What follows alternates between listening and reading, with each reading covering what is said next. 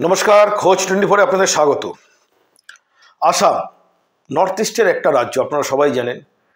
অনেক দিক দিয়ে বিখ্যাত, কিন্তু যে জন্য বিশেষ করে বিখ্যাত সেটা হচ্ছে কামাখ্যা মন্দির। হ্যাঁ, আমরা গেছিলাম। চলুন আমরা দেখিনি পুঙ্খানুপুঙ্খরূপে কামাখ্যার মন্দির এবং শুনি তার ইতিহাস। খোঁজ 24, সত্যের খোঁজে, সত্যের সাথে।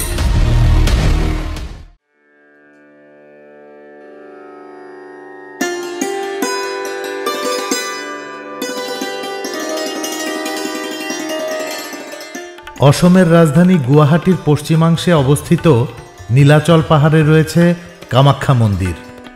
এটি হিন্দু তথা তান্ত্রিকদের কাছে অত্যন্ত পবিত্র তীর্থস্থল। এটি একটি প্রাচীন হিন্দু মন্দির। দেবী মহামায়া এই মন্দিরে কামাখ্যা রূপে বিরাজমান।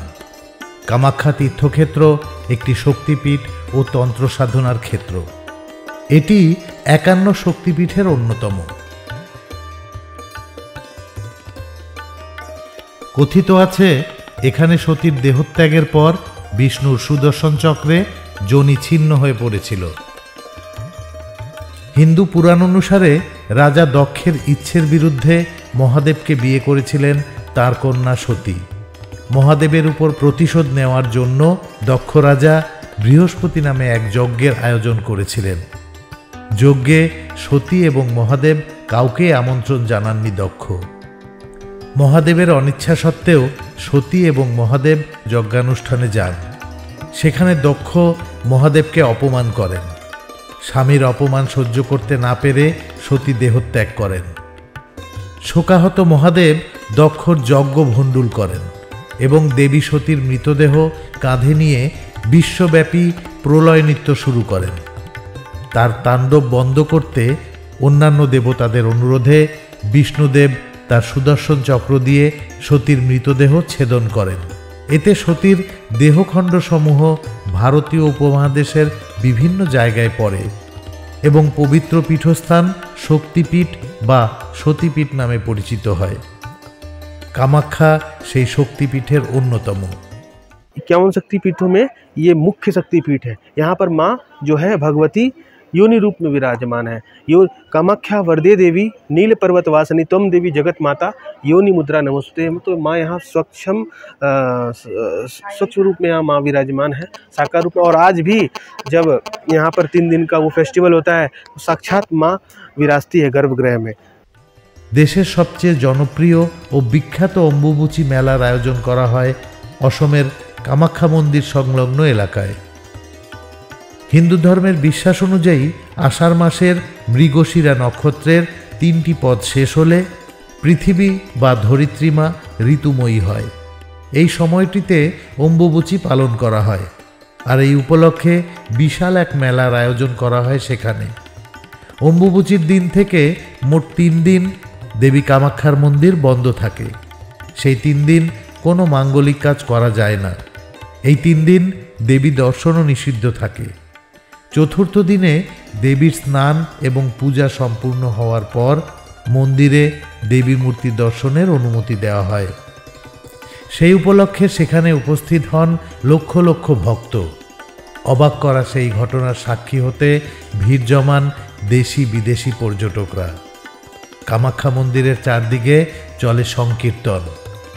অম্বুবাচীর শেষ দিন ভক্তদের রক্তবস্ত্র উপহার দেওয়া হয়। দেবীপীঠে সেই রক্তবস্ত্র ধারণ করলে মনোকামনা পূর্ণ হয় বলে বিশ্বাস করেন ভক্তরা। অম্বুবাচীর মেলা আন্তর্জাতিক স্তরে বিখ্যাত। আধুনিককালে নারীবাদ নিয়ে সোচ্চার গোটা বিশ্ব। প্রাচীন যুগ থেকেই আমাদের দেশে নারীকে শক্তি হিসেবে পুজো করা হয়। কামাখ্যা মন্দির তার জলজ্জান্ত উদাহরণ। কালিকা পুরাণ এবং যোগিনীতন্ত্র অনুযায়ী প্রতিটি নারী শক্তির প্রতীক। এটি শক্তিবাদের প্রধান কথা। কামাখ্যা মন্দিরে 4টি কক্ষ আছে, গর্ভগৃহ এবং 3টি মণ্ডপ। মণ্ডপগুলির নাম চলন্ত, পঞ্চরত্ন এবং নাট মন্দির। গর্ভগৃহটি পঞ্চরথ স্থাপত্য শৈলীতে নির্মিত। অন্যগুলির স্থাপত্য তেজপুরের সূর্য মন্দিরের সমতুল্য।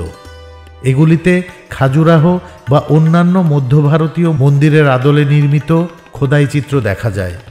মন্দিরের চূড়াগুলি মৌচাকের মতো দেখতে। নিম্ন অসমের বহু মন্দিরে এই ধরনের চূড়া দেখা যায়। গর্ভগৃহটি আসলে ভূগর্ভস্থ একটি গুহা। এখানে কোনো মূর্তি নেই, শুধু একটি পাথরের সরু গর্ত দেখা যায়। গর্ভগৃহটি ছোট এবং অন্ধকারাচ্ছন্ন। সরু খাড়ায় সিঁড়ি পেরিয়ে এখানে পৌঁছতে হয়। ভেতরে ঢালু পাথরের একটি খণ্ড আছে, সেটি যোনির আকৃতি বিশিষ্ট। এটিতে প্রায় 10 ইঞ্চি গভীর একটি গর্ত দেখা যায়। একটি ভূগর্ভস্থ প্রস্রবণের জল বেরিয়ে এই গর্তটি সবসময় ভর্তি থাকে। এই গর্তটি দেবী কামাখ্যার নামে পূজিত এবং দেবীর পীঠ হিসেবে প্রসিদ্ধ। কামাখ্যা মন্দিরের চত্বরের অন্যান্য মন্দিরগুলিতে একই রকম যোনি আকৃতি পাথর দেখা যায়, যা ভূগর্ভস্থ প্রস্রবণের জল দ্বারা পূর্ণ থাকে। পুণ্যলোভাতুর মানুষ পুণ্যের আশায় এখানে আসেন। পরম ভক্তি আর শ্রদ্ধায় মা ভগবতীর কাছে নতমস্তকে আশীর্বাদ প্রার্থনা করেন। মানুষের বিশ্বাস মা এখানে স্বয়ং বিরাজমান।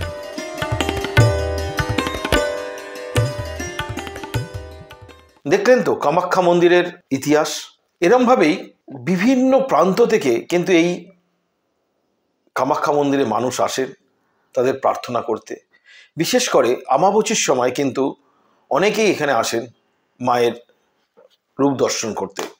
যারা এই আসামে আসবেন, গৌহাটি আসবেন, অতি অবশ্যই কামাখ্যা মায়ের দর্শন করবেন। আজকে এ পর্যন্তই, আবার দেখা হবে অন্য কোনো বিষয় নিয়ে। নমস্কার। খোঁজ 24, সত্যের খোঁজে সত্যের সাথে।